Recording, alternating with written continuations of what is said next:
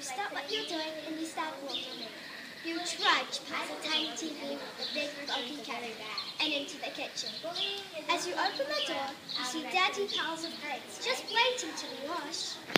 Can you believe children had to wash and dry all the dishes? Well, that was life in the olden days. Technology has really changed in the past 40 years since my mum was born.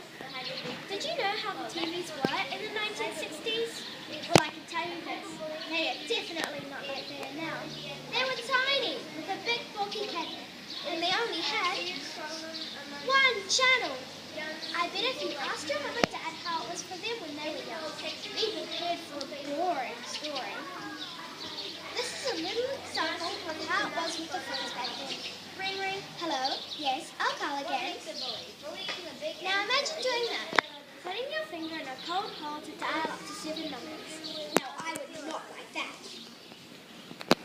Do any of you have an iPod, iPhone, or iPad? Well, I want you to imagine all of that gone. And if you like that sound, throw away your device tonight and just forget about it. Shh. Yeah, right.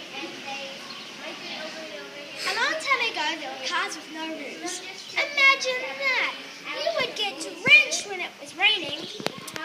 It was 1890 when cars were invented. That was over 100 years ago. And they had no rubber on their wheels. So it was very uncomfortable and bumpy. Have any of you been on a plane? Well, there were no planes in the olden days. Just ships. And they would take months to get to place to place. Before the 1890, you had to use a horse. And that was worse with the weather. Not just rain, but sun, wind, and nighttime. But remember, they were rarely fun.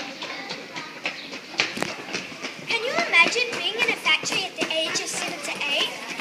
Some children had to work in a mining factory, which was very dangerous. At school, you had to write with your right hand, or you would be pulled in the hair or smacked in the bottom with a ruler. Now that would have hurt. Okay, this is the bad bit. Chores. Most kids had to feed and care for the animals. Some kids had to care for the animals, feed and care for the animals. Some kids had to chop wood for the fire, or even fetch water. I feel so sad for them. For having listened to my speech, would you prefer these days, the flashing cars, or the olden days, with a tiny TV and a big bulky cabinet? I would prefer both, because you get the best of both worlds. That's me, signing